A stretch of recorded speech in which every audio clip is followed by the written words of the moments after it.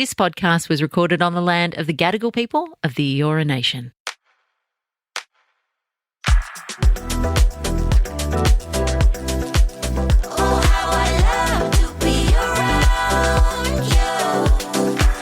Hello, hello, hello. Hey. Guys, we are back another week. You didn't even talk about how good that was. I honestly, it gave me an aneurysm listening to that. So I just wanted to skip past it and move forward because that hurt my brain to listen to. So, all right. Guys, we're back another week of Mad About You. And let me tell you, I have a pretty special ep for you this week. I have decided that I'm going to have the most special guest I've ever had on the podcast. I'm going to have my own wife, Jadé, and I'm going to interview her and see if I can delve a little bit deeper into her life. And I know she's an open book already, but I'm going to see if we can open a few doors and have her walk through them. Let's try to split the page in half, you know? What do you mean? Like open the page even more. Take one page and cut it so it's really thin, like baking paper. That's made me think that you guys aren't really going to get much out of this episode, but alas, here we are. And this week's Ask Mum and Dad segment, which you know is always available for you guys to write in with any problems, questions, qualms, or queries you're having about your life. You can write them in to us, and we're happy to discuss them on the pod. You'll often get quite a duality of opinions from the two of us. Mine often being right. Yeah, obviously Jadé's always being right, actually. And then today's Ask Mum and Dad is about a girl who's a little bit worried about her partner's newfound Instagram virality. But before we do, let's tuck in to this little interview with Jadé.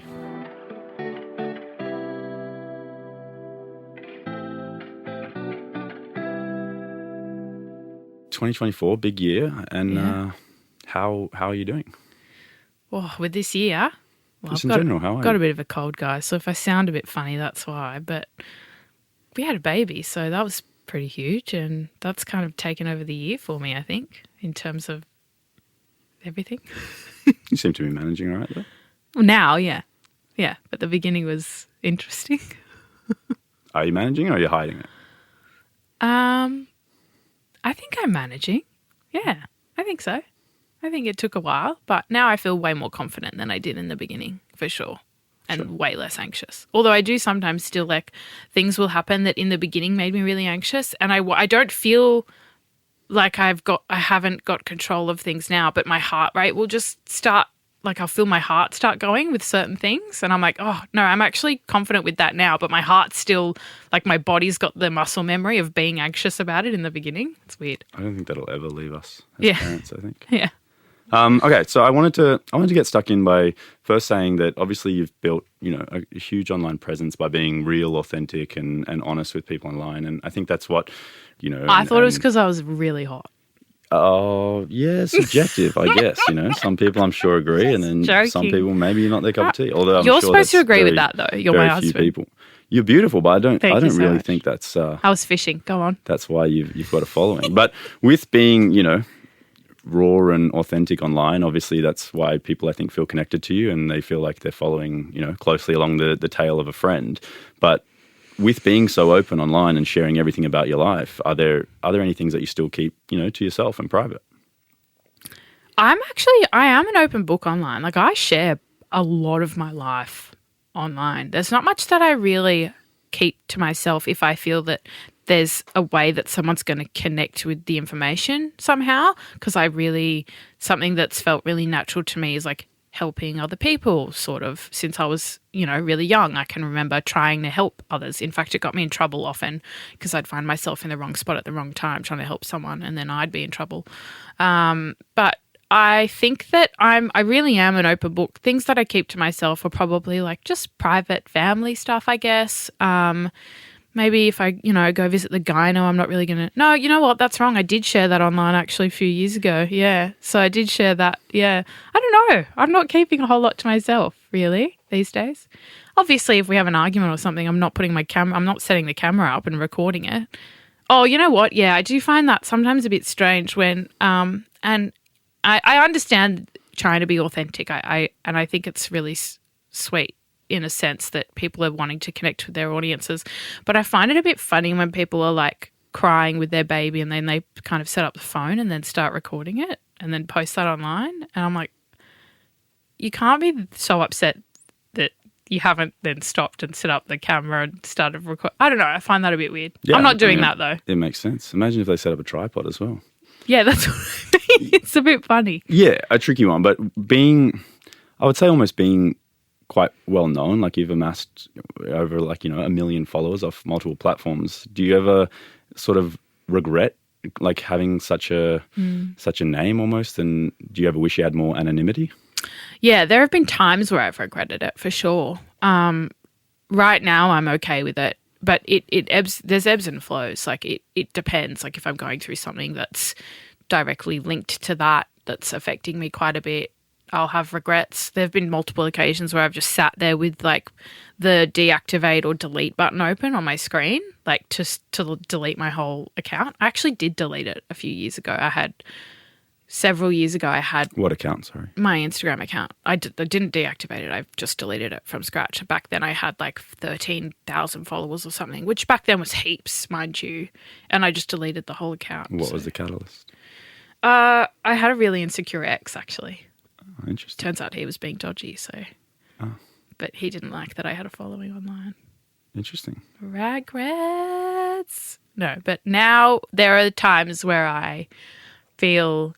that I wish that I wasn't known. But for the most part, I'm okay with it. Sure.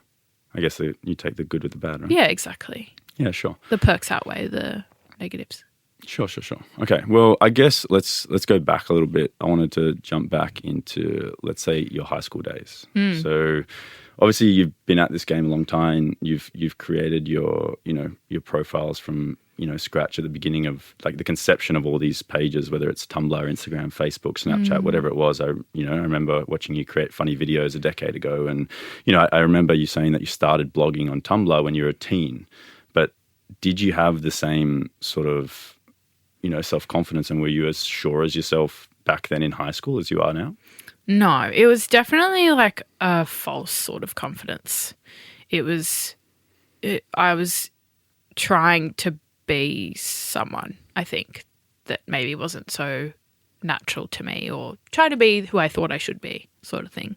Through videos or through content, or what do you mean? Just what I was putting out in general, But I think that's most teenagers, are trying to find themselves. So it's kind of just that period of time in your life where, you're not so sure of yourself and you're trying to find something that sticks, really. So whilst I was confident online, and there's always been an element of me that's been kind of fearless in sharing things. So confident in that way, I guess, but not confident in myself, if that makes sense. Okay. I mean, I guess when you say you were always fearless in your ability to share stuff, I don't think many, teenagers or kids in high school would probably feel that way. So back when you initially started, sharing stuff, making funny videos and trying to, put out this personality, was there much, like backlash or bullying at school? Like, did you cop it, or were people like, oh my God, this chick's, the man from the start? Oh, I was bullied heaps. Yeah. And how did you deal with that? I stopped going to school at one point because my teachers started teasing me about it even. Oh. About what? What do you mean? How did your teachers bully you? I had this one teacher who pulled up my YouTube in class once when I wasn't present and was showing my videos online to the class and like poking fun of me. No way. Yeah. So. Did you say anything to a higher up about that? I just stopped going to his class, and I figured that he would understand why, and he couldn't do anything about it because then I would obviously complain about what he'd done. So I saw it as an excuse to skip school. Okay, if it's an excuse to skip school, I understand. But if no, it bothered me. It really bothered me. So I didn't feel comfortable going to his class anymore. I felt really embarrassed. Gotcha. So that's what I'm trying to get at. Is yes. That you didn't always hold the confidence and sort of self-belief in yourself back then when you were creating stuff. When you cop slack for it, yes, you would course. sort of hide away instead of going like whatever. Where sometimes. Maybe you still do that now, or is that something that sort of, when you cop it now, are you sort of just, you brush it and you keep moving? I'm in this weird phase where I'm trying my best to brush things and move on. Like, I'm really trying to be conscious about it, because there was a period where I didn't brush it and it really affected me, and I did just hide away. And I think that it really impacted me negatively. So I'm trying not to let other people's perceptions of me affect what I think of myself, because I did for a long time. And I started questioning my character even, which is something that I've always been really proud of. So I'm trying now not to let things like that affect me. I'm doing my best, but it's hard. How do you do it? I just remind What's your myself go-to? what's important in life, I guess, and no, it's not the opinions of strangers, which is hard when what your job is essentially is to seek validation from a million people, like that's what I'm trying to do, is appeal to the masses. So when I don't appeal to the masses, it does affect you a little bit. So I just try to kind of get in my head and have a little pep talk and remind myself that, the people around me in my life who I'm closest to, like, really care and value me as a person. And that's all that matters, really, and that I am a good person and I try to do the right thing as much as I can, and that's all I really can do. Yeah, not everyone's always going to like me, and that's fine. I don't like everyone in the world, so why would I expect everyone in the world to like me back?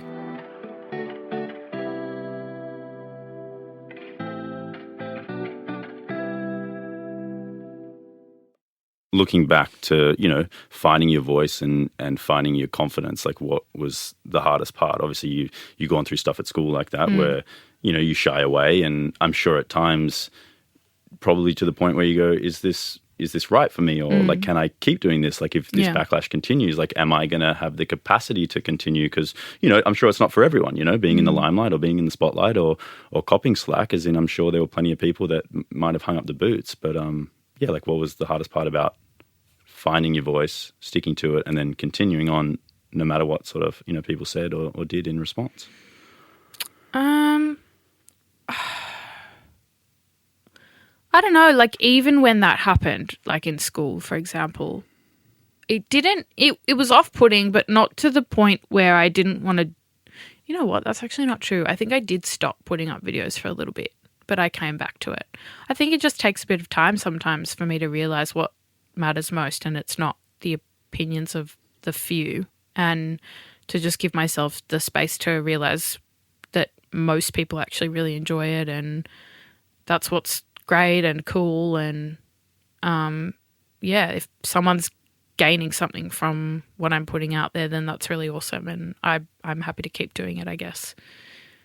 Okay, with your, you have, I would say, a pretty cool life. You've built a cool career on your own, and you've amassed a large following, and that's all well and good. But do you ever feel like having all these onlookers onto your life, and as you said, you're a pretty open book, like, do you ever feel like you have to live up to the expectation of people looking on? Yeah, definitely. I think that people have an expectation now. The thing that I'm really battling with actually is my second account that people really love, and that probably grew my audience the most. And that's what kept people around and grew, like, I guess, a bit of a cult following of people who just kind of follow me around whatever platform I'm on. I don't really post there anymore, like, at all.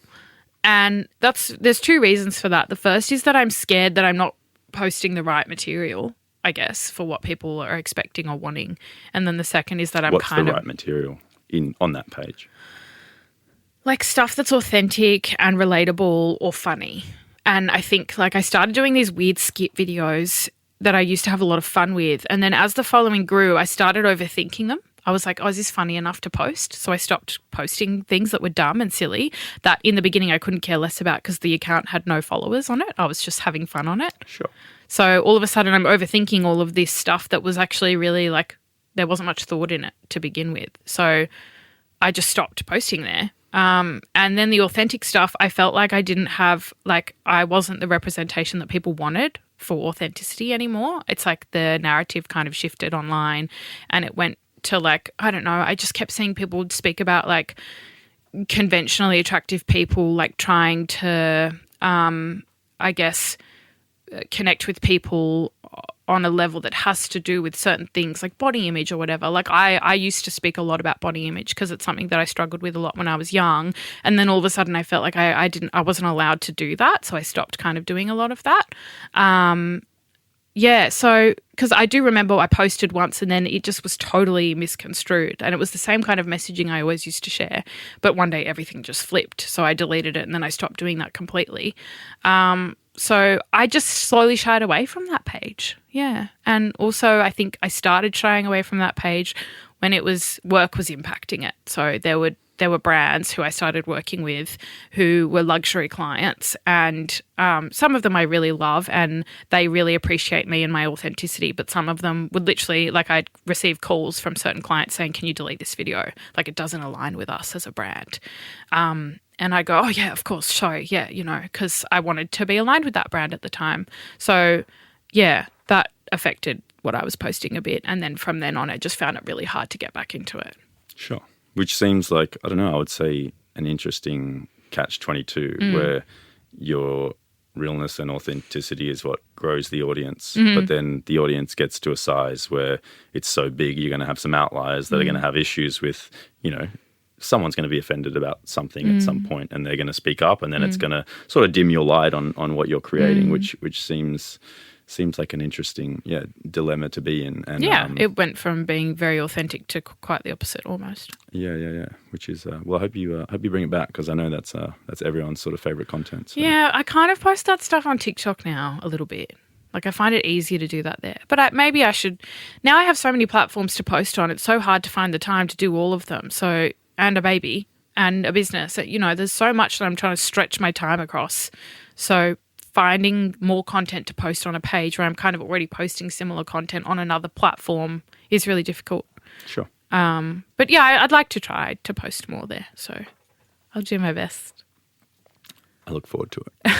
All right. So Mad About You it tends to be, relationship, dating and, sort of life in general podcast. But let's get stuck into a bit of, I don't know, maybe past relationship stuff. So, as you said, you're open, you're honest, you've been an open book from the start, and you've shared a lot of your relationships online, not only with myself, but people in the past. But, along that journey of, probably when you started dating when you were 15, 16 to 30, like, is there a time or a moment where, the concept of love, like, shifted for you, or you sort of rethought about how the way you look at it or think about it? I'm actually 29, firstly, so... Did I say 30 or almost 30? You said 30. Don't take that away from me. Well, it's like 6 weeks away, mate.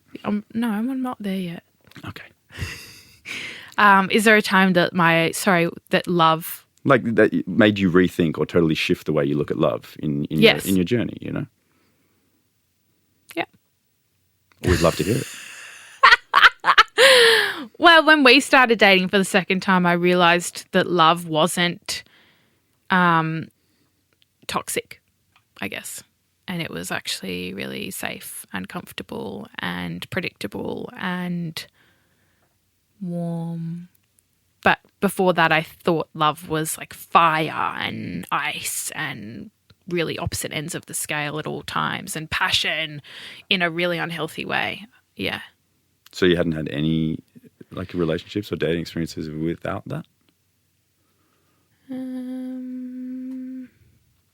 Like not a single one where you were kind of like, you felt safe and comfortable, but I did. It became platonic and boring. Yes, but I wouldn't call that love. It's puppy love, when you're a teenager and you think you're in love and you think you're going to get married. Bless us. Oh, shapers. Okay. Well, along your journey of, relationships and love and eventually finding each other, obviously, you kiss a lot of frogs before you, find your person. But what's the toughest lesson you've learned, and which one took you the longest to learn? Like which mistake did you keep making along the way? I just kept giving too much of myself to people who didn't deserve it. I think that I just, and it was probably along the same journey of finding kind of self-love and self-respect and confidence. So I would think that I'd get boys to like me if I kind of did this or did that or acted like this or acted like that. What is this and that? A lot of the time it was having sex, to be honest with you.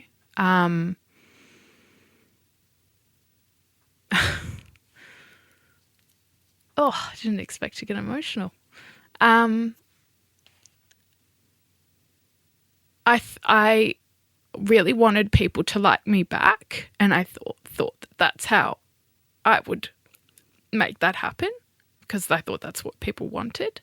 And it wasn't gonna help, really.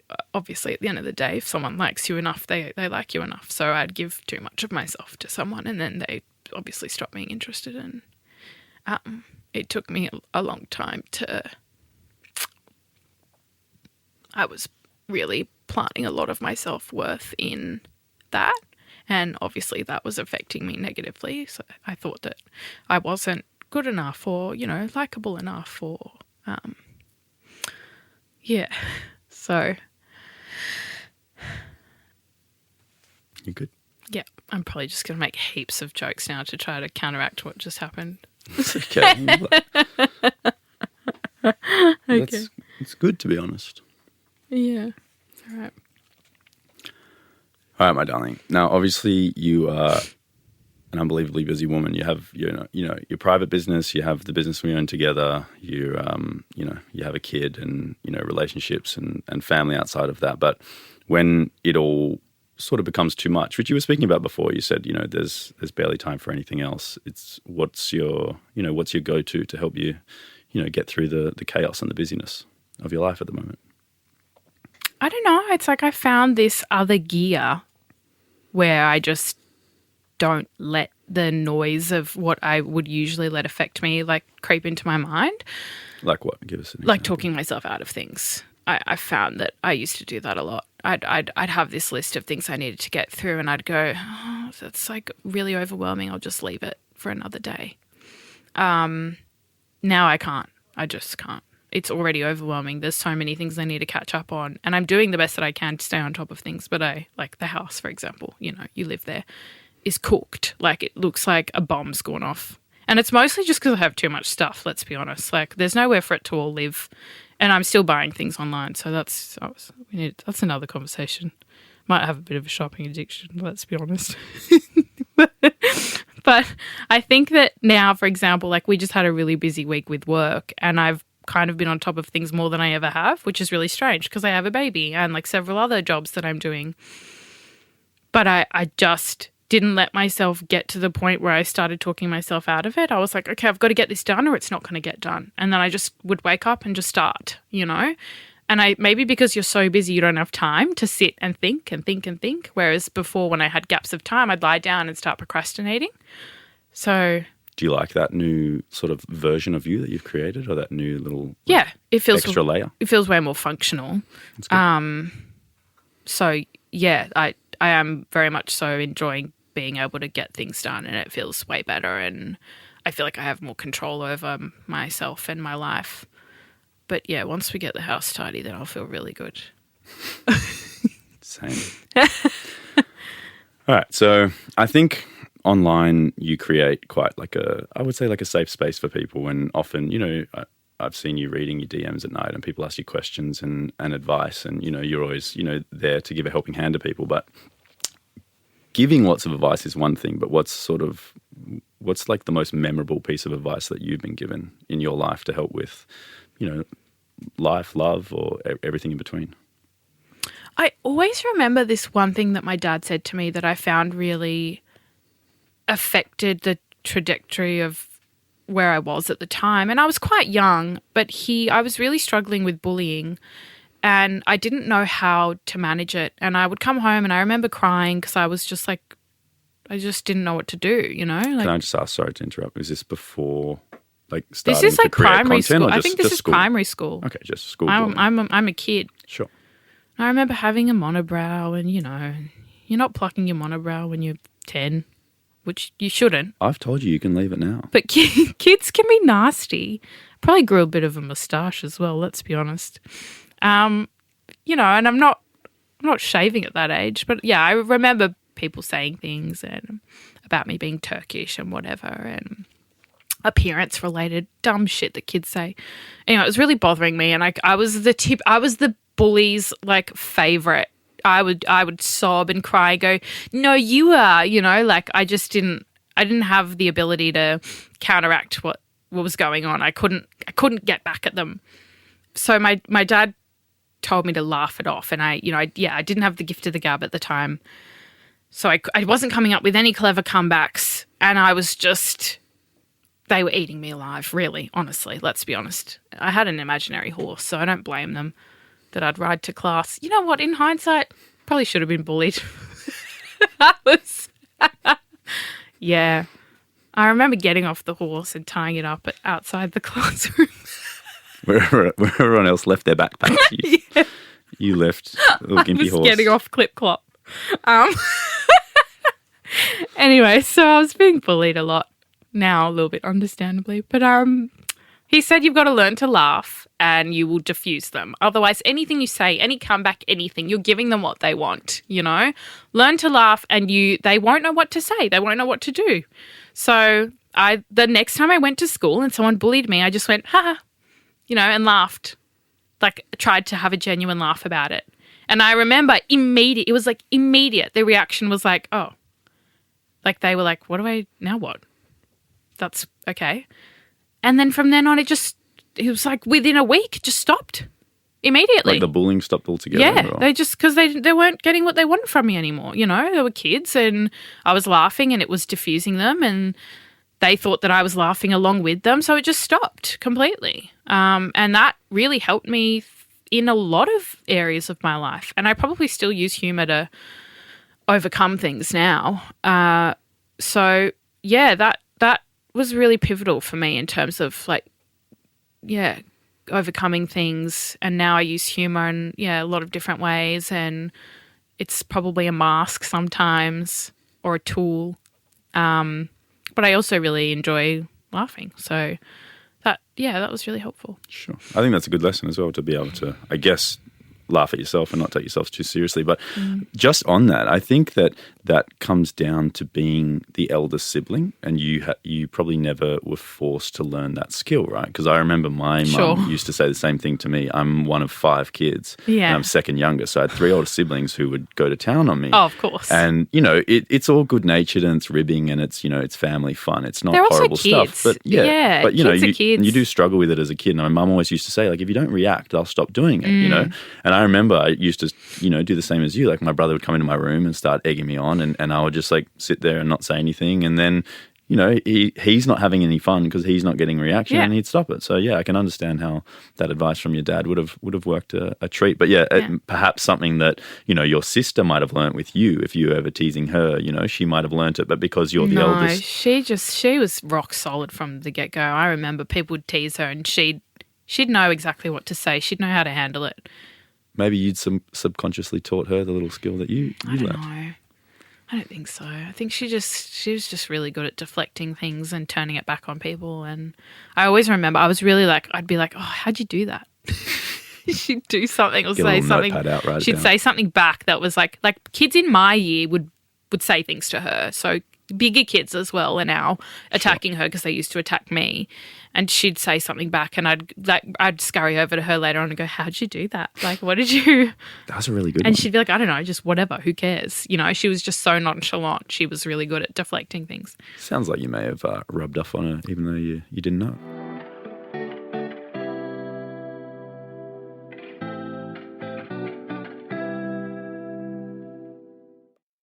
As you said, you're a couple of months from 30. Almost 3 decades on the planet. So looking... Why do you keep bringing that up? Well, it's a nice number. You joined me in the 30 club. Okay, cool. So looking back just, at your life, and, you like to call them eras, the eras of your life. Do you look back now and is there like a version of you that you barely even recognize? Yes. All of them. What do you mean? Tell us about that one. I'm in my mummy era. I'm a new person. Yeah, but which one do you look back as, what age or what stage? Who the fuck was that? Really? Why? Yeah. She was a hot mess, let me tell you. How so?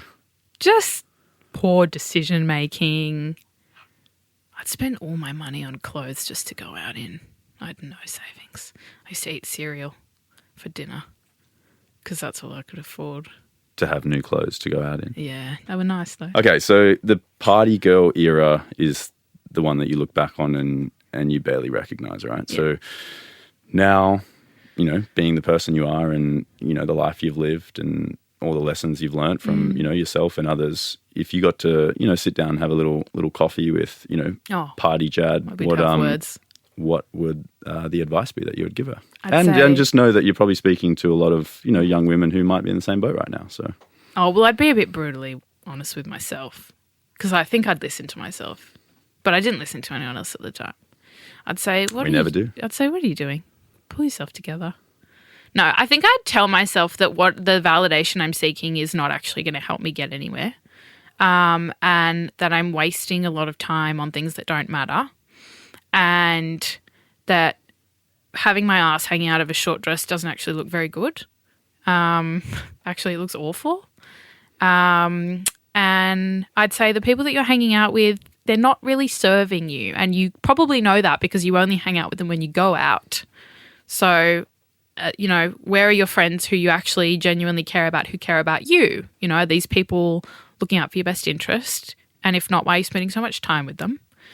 And we'd have to chat for a few hours, let's be honest. It would take a while. But yeah, I think I'd just remind myself of what's important in life and tell myself that I'm not going to gain anything from doing this. But I did gain you, so it's a bit of a catch-22, isn't it? Sort of. Depends how you look at it. That's why you can't regret anything in life because everything has brought you up to a certain point. All right, scratch everything she just said, guys. Yeah, it's really hard. I don't know. I'd say go to cargo just for once. Don't go anywhere else. Then pack it up. Beautiful advice.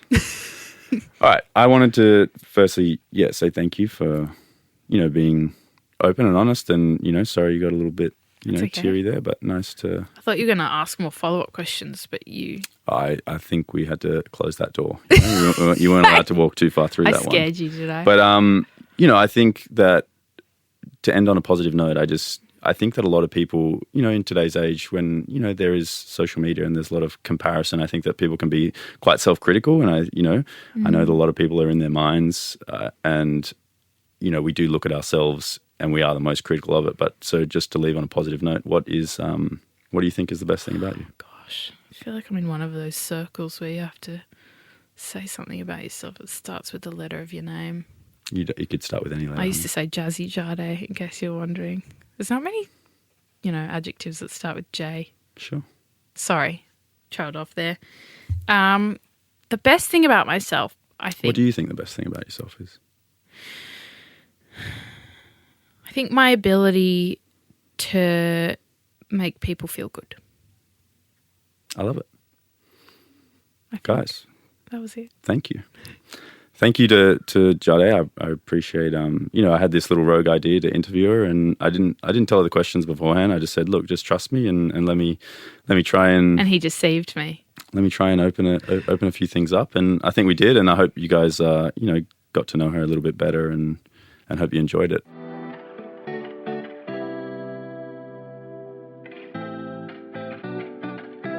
We would never finish an episode without an Ask Mum and Dad. Now, just a reminder that our Ask Mum and Dad segment is open to all of you to send in your questions, queries, qualms to our madaboutYou@novapodcast.com.au email address, or you can DM me. Most of the time I check them. Jad, she's not as good at checking them, but we pretty much act as your internet parents, and we'll try and give you any advice or the best advice we can, and you'll often get quite differing opinions from the two of us. We'll try and help as best we can, and let's get tucked into today's question. Stuck in. Let's get stuck in. Let's get stuck into today's question. Bit of a niche one, guys, but my boyfriend and I started dating about a year ago now. We're so in love and I'm so grateful for our relationship. When we first started dating though, he had about 7,000 followers, but since then has absolutely gotten after it, doing an Ironman and some ultra marathons, and now has close to 100,000 followers. I, on the other hand, love running, etc. So we absolutely share that passion, but I studied philosophy and economics at uni, so I have a very different career pathway to him. I sometimes feel like I'm not cool enough because I'm not Insta-famous, even though he assures me it doesn't matter to him at all. Sometimes I feel like I should start pursuing Instagram too, but I'm not sure if it's coming from the right place. Lachie, have you experienced this insecurity at all, given Jadé is a bit of a social media big dog? And when did you decide to start posting more to Instagram, before or after you guys met? Big dog's hilarious. I love that. I'm going to call myself Big Dog from now on. You Big already doggy do. dog. Don't pretend like you don't. Woof. All right, what do you got for her? No, she asked you. Did you read the last part of the question? Yeah, I mean, It's directed at you, mate. I don't think I've probably ever felt like an insecurity around you having a profile online. That's not the way I've ever looked at it. I've always sort of been proud, especially the way you've grown it through being who you are. So, and I think when you bring it up with your partner, like you've said, you feel a bit worried, and he's assured you that that's not the case at all. I think you have to sort of take him for, take his word and realize that these social media platforms, like, as much as we post our lives on them, they are not real life. Like, real life is everything outside of your phone and the screen and the photos and the videos. Your real life is what's happening between you and your partner and the relationship you have. So I think just remember that. And it sounds like philosophy and economics is an unbelievable career pathway, and if that's your passion, follow that. Don't try and I think the worst thing you can do is go down a path you don't really want to because you think it's what someone else wants you to do, or you're umming and ahhing about it. If you were, if it was your passion to create content and put things up online, or you wanted to be a ultra marathon runner yourself and share your journey, go for it. But if that's not your cup of tea, that's totally fine. And people don't have to be, Instagram famous as a couple to, have a sound relationship. I think it's important for you to mention that you've always had a following since we started dating. Sure. On your own accord. I had a following. I think when Jad and I met, we actually had a similar, following, and I just posted stuff that I liked doing, if yours is philosophy and economics and you posted about those two things, that's sort of how I started. But I loved, training, fitness, little things like beaches, surfing, whatever it was. And I just posted stuff and got a following. It was, probably people liked seeing me in, swimmers and stuff, which is, might be a bit shallow, but that's how I sort of started. I like seeing that. Getting a following, I'm not allowed to wear a t-shirt now over my budgies. So no, sweetheart, that no. I did it the other day, guys, and I actually recognized that I was doing it, and I got a bit upset at myself, and I actually apologized to Jadé. He said sorry in real life. I said sorry. I'm doing the t-shirt thing again. But I was having a moment with Fletcher, so I didn't want to go inside and put shorts on. But you're teaching Fletcher that that's okay, and it's not. It is okay. Be yourself. Not okay. Put some shorts on. What's your take? What's your perspective? Being the big dog. Yeah, the big dog. All right, big dog's gonna talk now. I agree with you. I think that no, you don't need to match him or something. You don't need to do what he's doing because. I don't know. I think it's okay to have your own things, It's nice for him to have that, and it's nice for you to have your thing. And I can see where you're coming from in terms of I think it's hard to have, I guess, to know someone who maybe has a following like that and find it there are certain elements of their life that you can't relate to, I guess, because it is abnormal and a bit strange. But you don't need to feel inadequate because you're not doing anything wrong. You're not lacking anything. It's just different. You're just doing different things. Yeah, let me tell you that having any amount of followers means nothing. It doesn't change who you are as a person. Yeah, it doesn't add anything. It doesn't mean you're any better or worse. Whether you got you've 400 followers, a family of friends, or if you've amassed a following of 500,000, it means absolutely nothing, and it doesn't change who.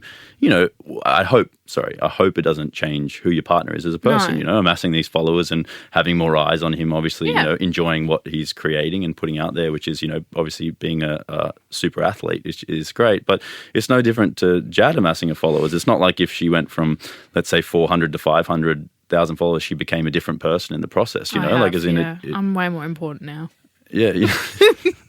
It doesn't matter at all, you know what I mean? So I think you just need to focus on the two of you, how you met, and the sort of the relationship you built at the start. Absolutely. And go off that. Yeah. And just keep doing your thing, girl. Don't worry about it. You're doing great. I love philosophy, by the way, so hit me with your favourite quotes. Me right now? No. Her. Augurs are like onions. That. They have layers. Confucius. All right, guys, that's all we got for you this week. As always, we appreciate your ears. It means a lot for you guys checking in each week. If you did want to ask a question or have us discuss anything on the pod, you can write in to madaboutYou@novapodcast.com.au. And if you did want to leave a review, we appreciate that too. I love you guys so much. Okay, thanks for coming. Bye. See you guys.